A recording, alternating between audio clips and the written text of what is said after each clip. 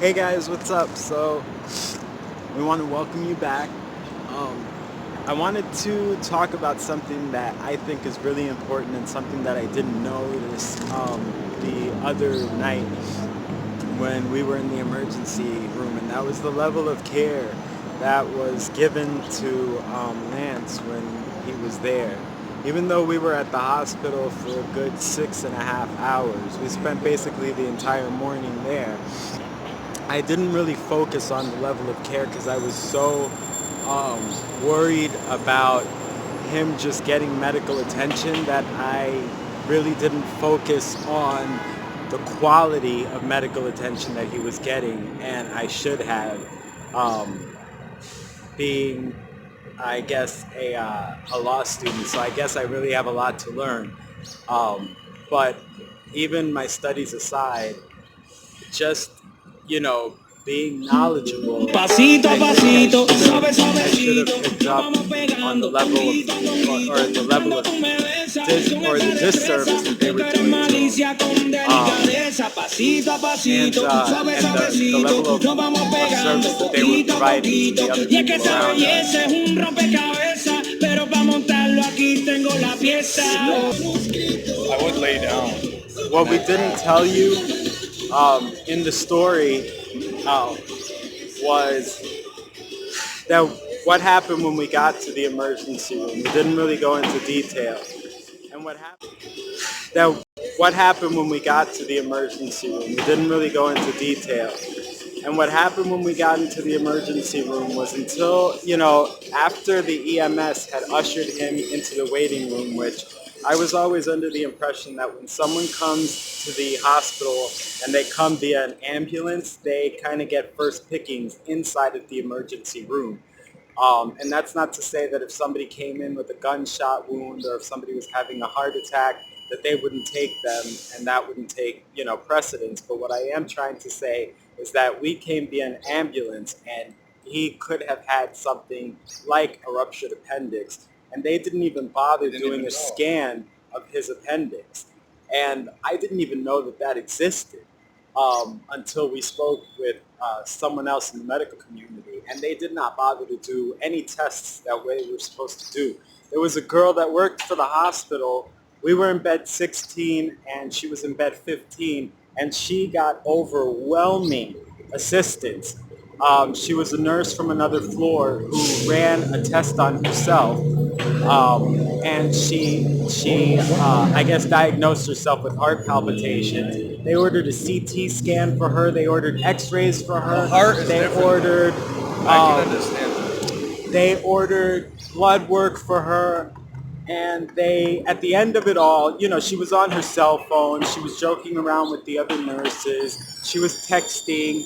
So basically, she was occupying a bed in the emergency room that You know most what I even heard her certainly. say? When one of the nurses came in to talk to her, she was talking about me because she heard me like moaning and stuff. Yeah. And I heard her say, she's like, oh my God, God bless that guy next door. She's like, God bless him, that's terrible. And then the nurse was like, yeah, he's in rough shape. I'm Well, like, the okay, but you, you know like, the we can whatever. count on one hand the times that the ER nurse who was attending actually came to see him, and the emergency room physician only came once, even though supposedly he asked how he was doing towards the end of the visit, and he said that the pain was coming back. He did not come back into the room. And again, with the girl that was next to us, at the end of it all, because of her heart palpitation, she was given a night off, and she was prescribed Percocet. And then I there started was, getting treated like shit the minute that when I first got in the room, they came back to come to put an IV into my arm and to draw blood.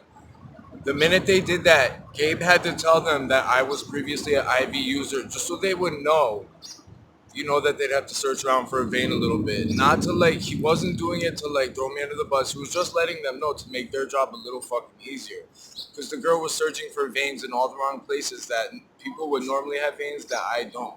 So Gabe let them know. The second that they heard that I was a previous IV drug user, my level of care shot down to the ground. now you know, They left after taking my blood, and that bitch didn't come back in and see me for another 3 hours. I'm telling you, and I was in agony the whole time, clearly, so like I really was. the thing that upsets me is that we still don't know what's wrong with him. There is obviously something clearly wrong still, and Yeah, there you really know, is, because he went through another attack yesterday evening, not as bad. and it wasn't that bad that we had to go back to the hospital.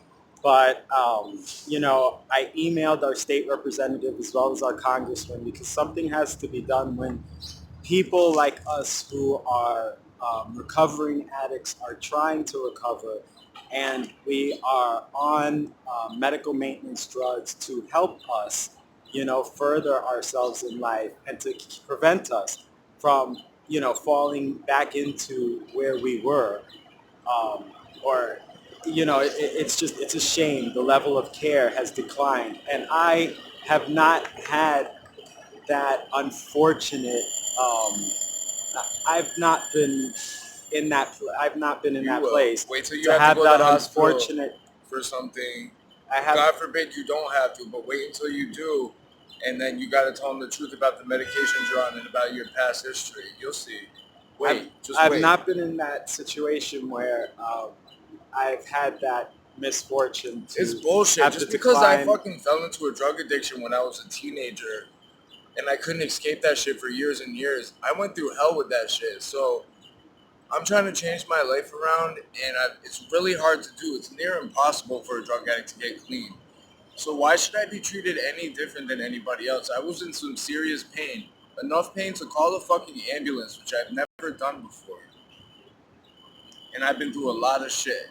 You know, Like, come it on just now. I was not there for no medication. it Like, really I wasn't. bothers me that that of the level of service that was provided, or rather the disservice that was done, because something could have happened as soon as he was released, and it's very obvious that at the hospital, as long as he was admitted and nothing happened during the 6.5 hours that he was in their custody and in their care, and then he was signed out of their care, they were okay with it. And whatever happened to the Hippocratic Oath? Because, you know, it doesn't matter to me whether the doctors are saying, well, you know, people are blaming us and they're saying that we started this epidemic, so, you know, now we're playing it safe with drug addicts. That's not playing it safe. You know, the Hippocratic Oath should take precedence over anything, and this is really sad. So now I am to the point, I'm so upset. I'm to the point where I'm contacting the state representative, contacting our local congressman to see what can be done. I'm also contacting a malpractice attorney because I don't have a license. I'm not a practicing attorney. You know, I'm only a law student, um, and I'm not even in law school yet. I don't know which way to turn, and so obviously I need somebody with expertise. But this is just a shame, because people like us, we are trying to change, you know. And it wasn't just that long ago that I was, you know, jabbing myself with needles. And now I can say with my head held high that now, you know, I'm studying to be an attorney. And there are more people like me than you think. They're not just toothless, mindless idiots walking the street. And that was a shock to me, because I thought that I was educated enough to notice those things, and it was a real eye It was opener. terrible. So I mean, they came in. I was in You there for like should- 5 or 6 hours, and They came and saw me maybe 2 or 3 times. I I mean, I really, could count it on one hand, and I was really in fucking pain. Like, this is that's a really that's short fucked video. up. That's This fucked up. this is like a little rant video, and it's a really short video. But I wanted to. Anyway, things are better. My stomach is still a little.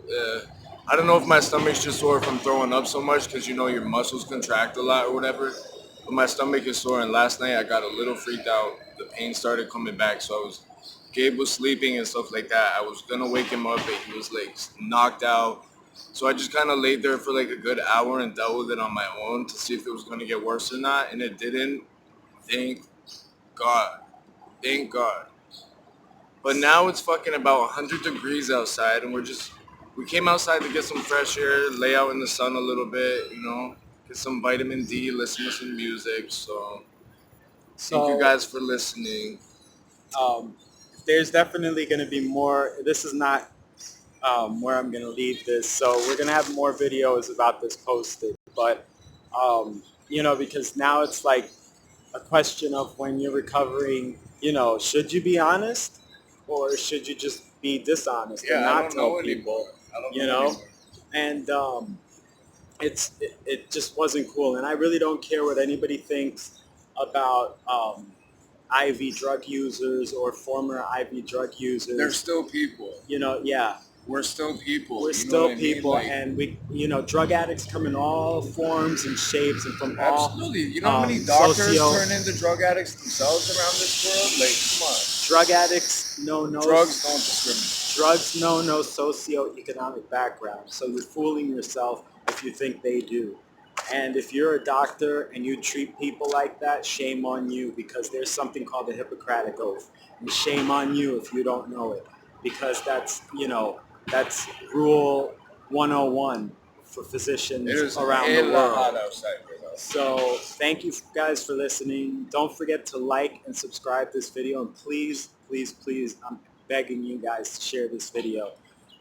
Because everybody needs to know what doctors are doing and the hypocrisy that's going on. Because it's knowledgeable. Pasito a pasito, suave suavecito, vamos pegando poquito, or the level of the disservice that they were doing pasito a pasito, suave and the level of service that they were providing to the other people around us. Es un rompecabezas, pero para montarlo aquí tengo la pieza. I would lay down. What we didn't tell you in the story was that what happened when we got to the emergency room. We didn't really go into detail.